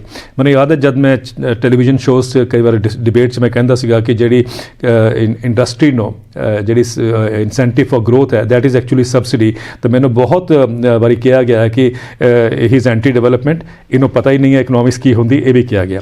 ਲੇਕਿਨ ਜਿਸ ਦਿਨ ਪ੍ਰਾਈਮ ਮਿਨਿਸਟਰ ਨੇ ਕਹਿਤਾ ET ਸਮਿਟ ਵਿੱਚ, ਪ੍ਰਾਈਮ ਮਿਨਿਸਟਰ ਨੇ ਕਹਿਤਾ ਕਿ ਜੀ ਜੋ ਇਨਸੈਂਟਿਵ ਫॉर ਗਰੋਥ ਹੈਗੇ ਉਹ ਵੀ ਸਬਸਿਡੀਜ਼ ਹੈਗੀਆਂ, ਜਿਸ ਦਿਨ ਪ੍ਰਾਈਮ ਮਿਨਿਸਟਰ ਨੇ ਕਹਿਤਾ ਉਹ ਤੋਂ ਬਾਅਦ ਮੈਨੂੰ ਕਿਸੇ ਨੇ ਨਹੀਂ ਕਿਹਾ ਟੈਲੀਵਿਜ਼ਨ ਤੇ ਕਿ ਯੂ ਆਰ ਐਂਟੀ ਡਿਵੈਲਪਮੈਂਟ। ਕਹਿਣ ਦਾ ਮਤਲਬ ਹੈ ਕਿ ਜਿਹੜਾ ਨੈਰੇਟਿਵ ਹੈਗਾ ਨਾ, I think we have to understand ਕਿ ਕਿੱਥੇ ਤੁਹਾਨੂੰ ਲੈ ਕੇ ਜਾ ਰਿਹਾ। ਹੁਣ ਵੀ ਇਹ ਗੱਲਾਂ ਹੋ ਰਹੀਆਂ ਕਿ ਇਹ ਬਰਗਲਾਇਆ ਗਿਆ ਹੈ ਕਿਸਾਨਾਂ ਨੂੰ, ਲੇਕਿਨ ਜਿਸ ਟਾਈਮ ਜਾਂ ਇਹਨਾਂ ਨੂੰ ਪੋਲੀਟੀਕਲੀ ਮੋਟੀਵੇਟ ਕੀਤਾ ਗਿਆ, all those things we have heard. ਲੇਕਿਨ ਜਿਹੜੇ ਤੁਸੀਂ ਇਹ ਦੇਖੋ ਨਾ, ਜਿਹੜੇ ਅਸੀਂ ਗੱਲਾਂ ਉਠਾਈਆਂ ਹੈਗੀਆਂ ਕਿ ਬਈ ਆਫਟਰ ਆਲ ਅਮਰੀਕਾ, ਯੂਰਪ ਜਾਂ ਰਿਚ ਕੰਟਰੀਜ਼ ਵਿੱਚ ਇਹ ਮਾਡਲ ਕਿਸ ਤਰ੍ਹਾਂ ਫੇਲ ਹੋਇਆ ਹੈਗਾ, nobody had the I would say courage to come and challenge ਕਿ ਬਈ ਇਹ ਗਲਤ ਹੋਇਆ ਹੈਗਾ, ਬਿਕੋਜ਼ ਦ ਡਾਟਾ ਇਜ਼ ਸੱਚ ਕੀ ਹੈ? ਕੰਟਰੈਕਟ ਫਾਰਮਿੰਗ ਤਾਂ ਅਮਰੀਕਾ 'ਚ ਹੁੰਦੀ ਆਈ ਹੈ। ਨਹੀਂ ਕਿ ਉਹ ਕਿਸਾਨ ਨੂੰ ਐਕਚੁਅਲੀ ਹਾਰਮਫੁਲ ਹੋਏਗੀ। ਕਿਸਾਨ ਨੂੰ ਦੇਖੋ, ਜਿਸ ਤਰ੍ਹਾਂ ਆਪਰੇਟ ਹੁੰਦੀ ਹੈ ਕੰਟਰੈਕਟ ਫਾਰਮਿੰਗ, ਉਹ ਸਭ ਨੂੰ ਪਤਾ ਹੈਗਾ ਕਿ ਵੀ ਉਹ ਐਕਸਪਲੋਇਟ ਕਰਦੇ ਹੈਗੇ ਕਿਸਾਨ ਨੂੰ। ਤੁਸੀਂ ਮਹਾਰਾਸ਼ਟਰ ਵਿੱਚ ਦੇਖੋ, ਤੁਸੀਂ ਮੱਧ ਪ੍ਰਦੇਸ਼ ਵਿੱਚ ਦੇਖੋ, ਤੁਸੀਂ ਪੰਜਾਬ ਵਿੱਚ ਦੇਖੋ। ਪੰਜਾਬ ਵਿੱਚ ਕੰਟਰੈਕਟ ਫਾਰਮਿੰਗ ਕੋਈ ਨਵੀਂ ਚੀਜ਼ ਨਹੀਂ ਹੈ, ਪਰ ਤੁਸੀਂ ਪੰਜਾਬ ਦੇ ਕਿਸਾਨਾਂ ਨੂੰ ਪੁੱਛ ਲਓ, ਉਹ ਕਹਿੰਦੇ ਕਿ ਵੀ ਹੈਵ ਬਰਨਟ ਆਰ ਫਿੰਗਰਸ, ਅਸੀਂ ਦੁਬਾਰਾ ਨਹੀਂ ਕਰਨਾ ਚਾਹੁੰਦੇ। ਕਿਉਂ? ਉਹਦੇ ਵਿੱਚ ਕੀ ਹੈ ਕਿ ਜਦ ਕੰਪਨੀ ਨੂੰ ਸੂਟ ਕਰਦਾ ਹੈ ਤਦ ਤੱਕ ਤਾਂ ਉਹਨਾਂ ਨੂੰ ਠੀਕ ਹੈ। ਜਿਸ ਦਿਨ ਉਹਨਾਂ ਨੂੰ ਲੱਗਦਾ ਕਿ ਮਾਰਕੀਟ ਪ੍ਰਾਈਸਿਸ ਘੱਟ ਹੋ ਗਏ ਹੈਗੇ, ਦੈਨ ਯੂ ਸੀ ਕਿ ਪ੍ਰੋਬਲਮ ਕੀ ਹੁੰਦਾ ਹੈਗਾ। ਤਾਂ ਉਹ ਅਸੀਂ ਦੇਖਿਆ ਹੈਗਾ ਕਿ ਵੀ ਕਿਤੇ ਵੀ ਮਤਲਬ ਇੰਡੀਆ 'ਚ ਵੀ ਕਹਿ ਲਓ, ਤੁਸੀਂ ਇੰਟਰਨੈਸ਼ਨਲ ਵੀ ਕਹਿ ਲਓ, ਉਹ ਪ੍ਰੋਬਲਮ ਹੈਗੇ ਹੀ ਹੈਗੇ ਆ। ਚਾਹੇ ਅਮਰੀਕਾ ਦਾ ਕਿਸਾਨ ਵੀ ਉਹੀ ਫੇਸ ਕਰਦਾ ਹੈ, ਪੰਜਾਬ ਦਾ ਕਿਸਾਨ ਵੀ ਕਰਦਾ ਹੈ। ਕਿ ਹਿਮਾਚਲ ਵਿੱਚ ਵੀ ਇਹ ਪ੍ਰੋਬਲਮ ਆਈ ਹੈ। ਸੇਬ ਵਿੱਚ ਪਹਿਲਾਂ ਕਾਰਪੋਰੇਟ ਆਇਆ, ਉਹਨਾਂ ਨੇ ਪਹਿਲਾਂ ਰੇਟ ਦਿੱਤਾ 25 ਰੁਪਏ, ਕਿਸਾਨਾਂ ਨੇ ਬੜੀ ਖੁਸ਼ੀ ਨਾਲ, ਉਹ ਫਿਰ ਇਸ ਤਰ੍ਹਾਂ ਫਸ ਗਏ ਕਿ ਹੁਣ ਉਹ 4 ਰੁਪਏ 3 ਰੁਪਏ ਤੇ ਦੇਣ ਵੀ ਮਜਬੂਰ ਹੋ ਰਹੇ ਆ। ਦੇਖिए, ਜਿਹੜਾ 4 ਰੁਪਏ 3 ਵਾਲਾ ਜਿਹੜਾ ਸੇਬ ਹੈਗਾ, ਉਹ ਤਾਂ ਸਰਕਾਰ ਖਰੀਦਦੀ ਹੈ। ਹਿਮਾਚਲ ਪ੍ਰਦੇਸ਼ ਵਿੱਚ ਮਿਨੀਮਮ ਪ੍ਰੋਕਿਉਰਮੈਂਟ ਪ੍ਰਾਈਸ ਜਾਂ ਸਪੋਰਟ ਪ੍ਰਾਈਸ ਐਪਲ ਦਾ ਹੈ, ਔਰ ਉਹਦੇ ਵਿੱਚ ਜਿਹੜਾ ਸੀ ਗ੍ਰੇਡ ਐਪਲ ਹੈ ਉਹ ਸਰਕਾਰ ਖਰੀਦਦੀ ਹੈ। HPMC ਦਾ ਜਿਹੜੇ ਜੂਸਿਸ ਵਗੈਰਾ ਅਸੀਂ ਦੇਖਦੇ ਹਾਂ ਉਹਦੇ ਕਰਕੇ ਬਣਦੇ ਹੈਗੇ। ਲੇਕਿਨ ਜਿਹੜਾ ਦੂਜਾ ਤੁਸੀਂ ਕਹਿ ਰਹੇ ਹੋ ਉਹ ਬਿਲਕੁਲ ਠੀਕ ਹੈ, ਇਟਸ ਮੋਨੋਪੋਲੀ ਜਿਸ ਨੂੰ ਹੋ ਜਾਂਦੀ ਹੈ, ਫਿਰ ਉਹ ਆਪਣੇ ਪ੍ਰਾਈਸ ਡਿਕਟੇਟ ਕਰਦੇ ਹੈਗੇ। ਪਹਿਲੇ ਤਾਂ ਉਹ ਕੋਸ਼ਿਸ਼ ਹੁੰਦੀ ਹੈ ਕਿ ਵੀ ਯੂ ਗਿਵ, ਜਿਸ ਤਰ੍ਹਾਂ ਆਪਾਂ ਅਖਬਾਰਾਂ ਦੇ ਵੀ ਦੇਖਦੇ ਹਾਂ, ਜੇ ਅਖਬਾਰਾਂ ਲਾਂਚ ਹੁੰਦੀਆਂ ਤਾਂ ਅਸੀਂ ਫ੍ਰੀ ਦਿੰਦੇ ਹਾਂ, 10-15 ਦਿਨ ਅਖਬਾਰਾਂ ਫ੍ਰੀ ਜਾਂਦੀਆਂ ਹੈਗੀਆਂ। ਉਹਦੇ ਬਾਅਦ ਫਿਰ ਆਸਤੇ ਆਸਤੇ ਪ੍ਰਾਈਸਿਸ ਹੁੰਦੇ। ਜੀਓ ਦਾ ਐਗਜ਼ਾਮਪਲ ਤੁਹਾਡੇ ਸਾਹਮਣੇ ਹੈਗਾ। ਇਸੇ ਤਰੀਕੇ ਨਾਲ ਇਹ ਐਗਜ਼ਾਮਪਲ ਹੈ ਕਿ ਜਦ ਕੋਈ ਵੀ ਕੰਟਰੈਕਟ ਆਏਗਾ ਤਾਂ ਤੁਹਾਨੂੰ ਪਹਿਲੇ ਜ਼ਿਆਦਾ ਕੀਮਤ ਦਿੱਤੀ ਜਾਏਗੀ, ਔਰ ਆਸਤੇ ਆਸਤੇ ਜਦੋਂ ਉਹਨਾਂ ਨੂੰ ਪਤਾ ਚੱਲ ਗਿਆ ਅਸੀਂ ਕੰਟਰੋਲ ਕਰ ਲਿਆ ਹੈਗਾ, then they start playing the game. And it's not only in India, ਸਾਰੀ ਦੁਨੀਆ ਵਿੱਚ ਇਹ ਦੇਖਿਆ ਗਿਆ ਹੈਗਾ ਕਿ ਕਾਰਪੋਰੇਟਸ ਨੇ ਪਹਿਲੇ ਕਿਸਾਨਾਂ ਨੂੰ ਬੜਾ ਐਨਕਰੇਜ ਕੀਤਾ ਹੈ ਕਿ ਤੁਸੀਂ ਆਓ, ਔਰ ਉਹ ਕੀਤਾ। ਉਹਦੇ ਬਾਅਦ ਫਿਰ ਪ੍ਰਾਈਸਿਸ ਗਿਰਨੇ ਸ਼ੁਰੂ। ਮੈਂ ਤੁਹਾਨੂੰ ਕਿ ਇੰਗਲੈਂਡ ਦਾ ਐਗਜ਼ਾਮਪਲ ਦਿੰਦਾ। ਇੰਗਲੈਂਡ ਵਿੱਚ ਇੱਕ ਮਿਲਕ ਦਾ ਇੱਕ ਬੋਰਡ ਸੀਗਾ, ਮਿਲਕ ਮਾਰਕੀਟਿੰਗ ਬੋਰਡ। ਇਹ ਨਾ 90s ਵਿੱਚ ਮੈਂ ਕਿਹਾ ਜੌਨ ਮੇਜਰ ਸਾਹਿਬ ਦੀ ਜਿਹੜੀ ਗਵਰਨਮੈਂਟ ਸੀਗੀ ਉਸ ਟਾਈਮ ਦੀ ਗੱਲ ਹੈਗੀ ਹੈ, ਉਹਨਾਂ ਨੇ ਇਹਨੂੰ ਡਿਸੋਲਵ ਕਰਤਾ। ਉਹ ਡਿਸੋਲਵ ਕੀਤਾ ਜਦੋਂ ਤੋਂ ਪਹਿਲੇ ਉਹਨਾਂ ਨੇ ਕਿਸਾਨਾਂ ਨੂੰ ਪੁੱਛਿਆ ਤਾਂ ਤਕਰੀਬਨ 99% ਫਾਰਮਰਸ ਨੇ ਕਿਹਾ ਕਿ ਨਹੀਂ, ਇਹਨੂੰ ਡਿਸੋਲਵ ਨਹੀਂ ਕਰਨਾ ਚਾਹੀਦਾ। ਪਰ ਉਹ ਹੀ ਮਾਰਕੀਟ ਇਕੋਨਮੀ ਜਿਹੜੀ ਹੈਗੀ ਆ, ਉਹਨਾਂ ਨੇ ਉਹਨੂੰ ਡਿਸੋਲਵ ਕਰਤਾ। ਡਿਸੋਲਵ ਕਰਨ ਤੋਂ ਬਾਅਦ ਅੱਜ ਸਿਚੁਏਸ਼ਨ ਇਹ ਹੈਗਾ ਕਿ ਬ੍ਰਿਟਨ ਦੇ ਜਿਹੜੇ ਕਿਸਾਨ ਹੈਗੇ ਉਹ ਇੰਨੇ ਡੇਅਰੀ ਫਾਰਮ ਉੱਥੇ ਬੰਦ ਹੋ ਚੁੱਕੇ ਹੈ ਕਿ ਅੱਜ ਤਕਰੀਬਨ ਉਸ ਟਾਈਮ 1990 ਦੇ ਦਸ਼ਕ ਵਿੱਚ ਤਕਰੀਬਨ 38,000 ਦੇ ਆਸ-ਪਾਸ ਡੇਅਰੀ ਫਾਰਮ ਸੀਗੇ, ਅੱਜ ਘਟ ਕੇ 8,000 ਦੇ ਆਸ-ਪਾਸ ਰਹਿ ਗਏ। ਲੇਕਿਨ ਇਹਦਾ ਮਤਲਬ ਇਹ ਨਹੀਂ ਕਿ ਮਿਲਕ ਪ੍ਰੋਡਕਸ਼ਨ ਗਿਰ ਗਈ ਹੈਗੀ। ਇਸ ਤਰ੍ਹਾਂ ਤੁਸੀਂ ਅਗਰ ਅਮਰੀਕਾ ਵੀ ਦੇਖੋ, ਅਮਰੀਕਾ ਵਿੱਚ 1970 ਤੋਂ ਪਹਿਲੇ ਤਕਰੀਬਨ 6.5 ਲੱਖ ਡੇਅਰੀ ਫਾਰਮ ਸੀਗੇ, and all technology sophisticated, technology rich, even milk ਜਿਹੜੇ ਬਰੀਡ ਸੀਗੀਆਂ ਦੇ ਵਰ ਵੈਰੀ ਹਾਈ ਯੀਲਡਿੰਗ, ਉਹ ਸਾਰਾ ਕੁਝ ਸੀਗਾ। ਲੇਕਿਨ ਉਹਦੇ ਬਾਅਦ ਜਿਸ ਤਰ੍ਹਾਂ ਪ੍ਰਾਈਸਿਸ ਡਿਪਰੈਸ ਹੁੰਦੇ ਗਏ, ਉਹ ਕਿਸਾਨ ਖੇਤੀ ਛੱਡ ਕੇ ਬਾਹਰ ਹੋਏ। ਮੈਂ ਤੁਹਾਨੂੰ ਸ਼ਾਇਦ ਪਹਿਲੇ ਵੀ ਦੱਸਿਆ ਹੋਏਗਾ, ਲੇਕਿਨ ਇੱਕ ਮੈਨੂੰ ਹਾਲੇ ਤੱਕ ਯਾਦ ਹੈ ਜੀ, ਇੱਕ ਸੁਸਾਈਡ ਅਮਰੀਕਾ ਦੇ ਕਿਸਾਨ ਨੇ ਕੀਤੀ ਸੀਗੀ। ਹਾਂਜੀ, ਉਹ ਨਿਊਯਾਰਕ ਟਾਈਮਸ ਦੀ ਰਿਪੋਰਟ ਜਿਹੜੀ ਹੈਗੀ ਹੈ, ਮੈਂ ਕਈ ਜਗ੍ਹਾ ਸ਼ੇਅਰ ਕਰਦਾ ਕਿ ਮੈਨੂੰ ਹਾਲੇ ਤੱਕ ਨਹੀਂ ਭੁੱਲਦੀ, ਕਿਉਂਕਿ ਉਸ ਕਿਸਾਨ ਨੇ, ਡੇਅਰੀ ਫਾਰਮਰ ਸੀਗਾ, ਉਹਨੇ ਪਹਿਲੇ ਆਪਣੀ 51 ਕਾਊਜ਼ ਨੂੰ ਗੋਲੀ ਮਾਰੀ, ਫਿਰ ਉਹਨੇ ਆਪਣੇ ਆਪ ਨੂੰ ਗੋਲੀ ਮਾਰੀ। Look at the distress he must B under, look at the stress he must B faced with. ਕਿਉਂਕਿ ਉਹਨੇ ਡੇਅਰੀ ਫਾਰਮ ਬੰਦ ਹੁੰਦੇ ਗਏ। ਅੱਜ ਤਕਰੀਬਨ US ਡਿਪਾਰਟਮੈਂਟ ਆਫ ਐਗਰੀਕਲਚਰ ਕਹਿੰਦਾ ਹੈ ਕਿ 38,000 ਦੇ ਆਸ-ਪਾਸ ਜਾਂ ਉਹ ਤੋਂ ਵੀ ਘੱਟ ਡੇਅਰੀ ਫਾਰਮ ਰਹਿ ਗਏ ਹੁਣ ਜਿਹੜੇ ਲਾਇਸੈਂਸਡ ਹੈਗੇ। ਕਿੱਥੇ 6.5 ਲੱਖ ਹੁੰਦੇ ਸੀਗੇ। ਲੇਕਿਨ ਦੁੱਧ ਦੀ ਪੈਦਾਵਾਰ ਵੱਧਦੀ ਜਾ ਰਹੀ ਹੈ। ਛੋਟੇ ਕਿਸਾਨ ਬਾਹਰ ਹੋ ਗਏ, ਛੋਟੀ ਡੇਅਰੀਆਂ ਬੰਦ ਹੋ ਗਈਆਂ, ਦੁੱਧ ਦੀ ਪ੍ਰੋਡਕਸ਼ਨ बढ़ रही है क्योंकि मेगा डेयरीज सेटअप हो रही हैं बाई कॉर्पोरेट्स। गरीब हट जाएगा, गरीब हट जाएगा। जे यही गल है कि वी हैव टू लर्न कि भी अमेरिका यूरोप ਵਿੱਚ ਕਿਸਾਨ ਖੇਤੀ ਚੋਂ ਬਾਹਰ ਹੋ ਗਏ ਹੈ। ਉਹੀ ਉਹਨਾਂ ਦੇ ਰਿਚਰਡ ਨਿਕਸਨ ਦੇ ਟਾਈਮ ਤੇ ਜਿਹੜਾ ਉਹਨਾਂ ਦੇ ਐਗਰੀਕਲਚਰ ਸੈਕਟਰੀ ਸਾਹਿਬ ਨੇ ਕਿਹਾ ਸੀਗਾ, ਦਿਸ ਵਾਜ਼ ਇਨ ਦ 1970s, early 1970s, get big ਔਰ ਗੈਟ ਆਊਟ। ਔਰ ਇਹੀ ਪ੍ਰਿਸਕ੍ਰਿਪਸ਼ਨ ਸਾਡੇ ਦੇਸ਼ ਵਾਸਤੇ ਹੈਗੀ ਹੈ। International food policy research institute Washington DC ਨੇ, ਉਹਨਾਂ ਦੇ ਡਾਇਰੈਕਟਰ ਜਨਰਲ ਨੇ ਕਿਹਾ ਹਿੰਦੁਸਤਾਨ ਵਾਸਤੇ ਮੂਵ ਅਪ ਔਰ ਮੂਵ ਆਊਟ। ਸਰ, ਜਿਹਦੇ ਬਾਰੇ ਅਸੀਂ ਜ਼ਿਆਦਾ ਗੱਲ ਨਹੀਂ ਕਰਦੇ ਹੈਗੇ ਆ, ਜਿਹੜੇ ਮਜ਼ਦੂਰਾਂ ਦੇ ਜੋ ਲਾਜ਼ ਆਏ ਉਹਨਾਂ ਵਿੱਚ ਚੇਂਜ ਆ, ਉਹਨਾਂ ਦੇ ਰਾਈਟਸ ਬਹੁਤ ਚਲੇ ਗਏ। ਸੋ ਜਿਹੜਾ ਇੱਥੋਂ ਹਟੇਗਾ ਉਹਨੂੰ ਮਜ਼ਦੂਰ ਹੋਣ ਤੋਂ ਮਜਬੂਰ ਹੋਏਗਾ, ਉਹ ਉੱਥੇ ਰਾਈਟਸ ਨਹੀਂ ਹੋਣਗੇ। ਸੋ ਅਸੀਂ ਇੱਕ ਬਹੁਤ ਹੀ ਵੱਡੇ ਚੇਂਜ ਵੱਲ ਜਾ ਰਹੇ ਹਾਂ, ਜਿਹਨੂੰ ਮਤਲਬ ਬਹੁਤ ਪਲੈਨਡ ਆਊਟ ਚੇਂਜ ਹੈ, ਬਟ ਉਹ ਜੋ ਆਜ਼ਾਦੀ ਹੈ ਉਹ ਬਹੁਤ ਉੱਪਰੋਂ ਦੀ ਰਹਿ ਜਾਏਗੀ। ਜੋ ਤੁਸੀਂ ਕਿਹਾ ਹੈਗਾ ਇਹ ਬਹੁਤ ਹੀ ਸੀਰੀਅਸ ਹੈਗਾ, ਬਿਕੋਜ਼ ਸਾਰੀ ਜਿਹੜੀ ਸੋਚ ਹੈਗੀ ਸਰਕਾਰ ਦੀ ਉਹ ਰਿਫਲੈਕਟ ਹੁੰਦੀ ਹੈ। ਐਗਰੀਕਲਚਰ ਤੁਸੀਂ ਕਿਹਾ ਕਿ ਵੀ ਕਿਸਾਨ ਖੇਤੀ ਛੱਡ ਕੇ ਚਲੇ ਜਾਣਗੇ। ਲੇਬਰ ਦਾ ਤੁਸੀਂ ਵਰਕਰਸ ਦੀ ਜਿਹੜੀ ਗੱਲ ਕਰ ਰਹੇ ਹੋ, ਵਰਕਰਸ ਦੀ ਰਾਈਟਸ ਚਲੀ ਗਈਆਂ ਹੈਗੀਆਂ, ਜਾਂ ਹੁਣ ਜਿਹੜੇ ਰਿਫਾਰਮਸ ਆਏ ਹੈਗੇ, ਵੀ ਆਲ ਨੋ ਇਟ ਕਿ ਵੀ ਉਹ ਕਿੱਥੇ ਲੈ ਕੇ ਜਾਣਗੇ ਵਰਕਰਸ ਨੂੰ। So where is the choice, and secondly where are the jobs. ਅਗਰ ਤੁਸੀਂ ਐਗਰੀਕਲਚਰ ਨੂੰ ਖਤਮ ਵੀ ਕਰਨਾ ਚਾਹੁੰਦੇ ਹੋਗੇ, ਜਾਂ ਐਗਰੀਕਲਚਰ ਨੂੰ ਤੁਸੀਂ ਪਾਪੂਲੇਸ਼ਨ ਨੂੰ ਲਾਰਜ ਸੈਕਸ਼ਨ ਨੂੰ ਬਾਹਰ ਕੱਢਣਾ ਚਾਹੁੰਦੇ ਹੋ, ਜੋ ਕਿ ਵਰਲਡ ਬੈਂਕ IMF ਕਹਿੰਦਾ ਆਇਆ ਬਹੁਤ ਸਾਲਾਂ ਤੋਂ, ਤਾਂ ਅਗਰ ਉਹ ਕਰ ਰਹੇ ਹੋ ਜਾਂ ਕਰਦੇ ਵੀ ਆਏ ਹੋ, ਉਹਨੂੰ ਐਕਸਰਬੇਟ ਕਰ ਰਹੇ ਹਾਂ, ਅਗਰ ਅਸੀਂ बढ़ा ਰਹੇ ਹੈਗੇ ਹਾਂ, ਤਾਂ ਇਹ ਲੋਕੀ ਜਾਣਗੇ ਕਿੱਥੇ?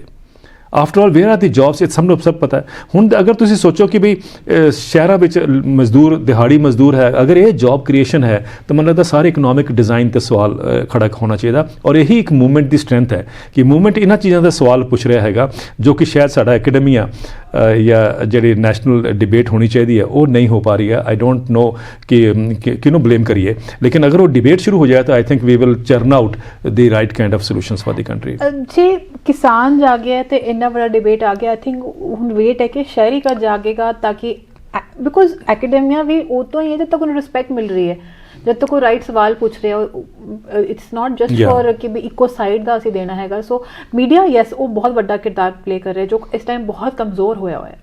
देखो मीडिया कमज़ोर हैगा, एकेडमिया भी मेरा मानना कमज़ोर है। तुसी स्पॉन्सर्ड स्टडीज़ का हाल देखो, अजकल हर यूनिवर्सिटी में स्पॉन्सर्ड स्टडी है। स्पॉन्सर्ड स्टडी का मतलब साफ है, जिहड़ा स्पॉन्सर जिन्हें किया हैगा ਉਹਦਾ इंटरस्ट ਤਾਂ वॉच करना ही हैगा। तुसी सोचते सी पहले ਅਸੀਂ सोचते सी कि भी कंसलटेंट्स ਜਿਹੜੇ अपॉइंट किए जाते हैं वो उसी फ्रेमवर्क च ऑपरेट करते हैं, लेकिन हुण ਤਾਂ एकेडमिया भी उस फ्रेमवर्क च ऑपरेट करता है। Weather it is Harvard university, weather it is Stanford university, उत्थे भी सब स्पॉन्सर्ड स्टडीज़ चल रही हैगियां। हार्वर्ड साडी सुप्रीम कोर्ट ने भी एक स्पॉन्सर स्टडी स्पॉन्सर्ड कमेटी बनाई है जो लोगों ने जवाब देते होता जी जी। और हार्वर्ड के बाद तुसी देखो Harvard also is to land grab, ਉਹ ਕਈ ਕੰਟਰੀਜ਼ ਵਿੱਚ ਯੂਨੀਵਰਸਿਟੀ ਲੈਂਡ ਖਰੀਦ ਰਹੀ ਹੈਗੀ ਹੈ, ਜਿਸ ਤਰ੍ਹਾਂ ਬਾਕੀ ਕੰਪਨੀਆਂ ਖਰੀਦ ਰਹੀਆਂ। ਸੋ ਕਹਿਣ ਦਾ ਮਤਲਬ ਹੈ ਕਿ ਉਹੀ ਸਿਸਟਮ ਉੱਥੇ ਆਪਰੇਟ ਹੋਣਾ ਸ਼ੁਰੂ ਹੋ ਗਿਆ ਹੈਗਾ। ਸੋ ਆਈ ਥਿੰਕ ਇੱਕ ਐਕੈਡਮੀਆ ਦੇ ਵੀ ਸਵਾਲ ਖੜੇ ਹੋ ਗਏ ਹੈਗੇ, ਮੀਡੀਆ ਦੇ ਤਾਂ ਸਵਾਲ ਖੜੇ ਹੀ ਹੈਗੇ ਹੈ। ਸੋ ਆਈ ਥਿੰਕ ਜੋ ਕਿਸਾਨਾਂ ਨੇ ਕੀਤਾ ਹੈਗਾ, ਜੋ ਕਿਸਾਨ ਕਰ ਰਹੇ ਉਹ ਤਾਂ ਇੰਨਾ ਹੀ ਕਰ ਸਕਦੇ ਨੇ ਕਿ ਝਕਜੋੜ ਜਿਹਨੂੰ ਕਹਿੰਦੇ ਅਸੀਂ ਪੰਜਾਬੀ ਵਿੱਚ, ਉਹ ਸੋਸਾਇਟੀ ਨੂੰ ਹਿਲਾ ਦੇਣ ਔਰ ਉਹੀ ਕਰਨ 'ਚ ਮੇਰੇ ਖਿਆਲ ਸਕਸੈਸਫੁਲ ਹੋ ਜਾਣ ਤਾਂ ਬਹੁਤ ਬੜੀ ਅਚੀਵਮੈਂਟ ਹੋਏਗੀ। ਔਰ ਇਸ ਕਰਕੇ ਵੀ ਹੋਏਗੀ ਬਿਕੋਜ਼ ਸਾਰੀ ਦੁਨੀਆ ਹੁਣ ਦੇਖ ਰਹੀ ਹੈ ਕਿ growth has to be without economic growth. ਅੱਜ ਇੱਕ ਰਿਪੋਰਟ ਆਈ ਸੀ ਹੁਣ ਹਾਲ 'ਚ, ਉਹ ਰਿਪੋਰਟ ਮਤਲਬ ਸਾਫ਼ ਹੈ ਕਿ ਬਈ ਉਹ ਜਿਹੜੀ ਇਕਨੋਮਿਕ ਗਰੋਥ ਜਿਹਨੇ ਅਸੀਂ ਬੜੇ ਐਕਸਾਈਟਿਡ ਸੀਗੇ, ਉਹਦੇ ਉੱਪਰ ਬਹੁਤ ਸਵਾਲ ਹੁਣ ਖੜੇ ਹੋ ਗਏ ਇੰਟਰਨੈਸ਼ਨਲੀ ਐਂਡ ਨੈਸ਼ਨਲੀ। ਸੋ ਮੈਨੂੰ ਲੱਗਦਾ ਕਿ ਉਸ ਤੋਂ ਨਿਕਲਣ ਵਾਸਤੇ ਇਹੀ ਰਸਤਾ ਹੋਏਗਾ। ਕਹਿ ਰਹੇ ਹੋ ਕਿ ਇਨਕਮ मतलब जो डिस्पैरिटी है वो घटे, जी असं कह रहे ऐसी ग्रोथ लैवल ते रही है, बट जी इनकम है वो होर सब वंडी जाए। नो जो असं इकनॉमिक ग्रोथ की गल करते हैं तो बेसिकली वी थिंक कि बई growth is something which is for all times to come, and असी मन के चलते हैं कि साढ़े जो रिसोर्सिज हैगे है दे आर इनफाइनाइट। सो लेकिन जब तुम रिसोर्सिज में एक्सप्लॉयट करते हो, हाँ जी तुम अज देखो ना नैचुरल रिसोर्सिज की डिस्ट्रक्शन हो चुकी सारी दुनिया में, वो ग्रोथ का बहुत बड़ा हिस्सा, इकनॉमिक ग्रोथ का बहुत बड़ा हिस्सा है। सो अगर ये सिस्टम ऑपरेट करता रहेगा तो I think the world is on A tripping point, जिस तरह सारे कहते हैं क्लाइमेट चेंज की डिबेट भी सारा आता है। तो how do you reverse it?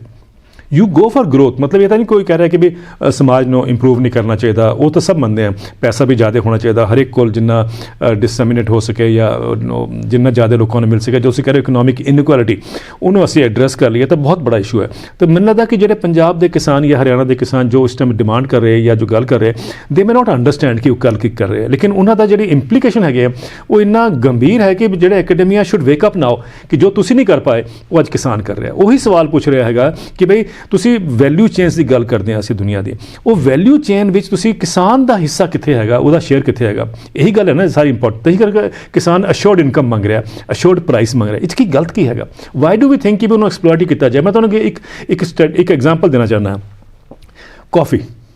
Coffee is something we all love कि भाई सवेरे उठो तो कॉफ़ी का कप मिले, है ना जी, लेकिन कभी असीं रियलाइज़ किया है कि कॉफ़ी फार्मर का की हाल है।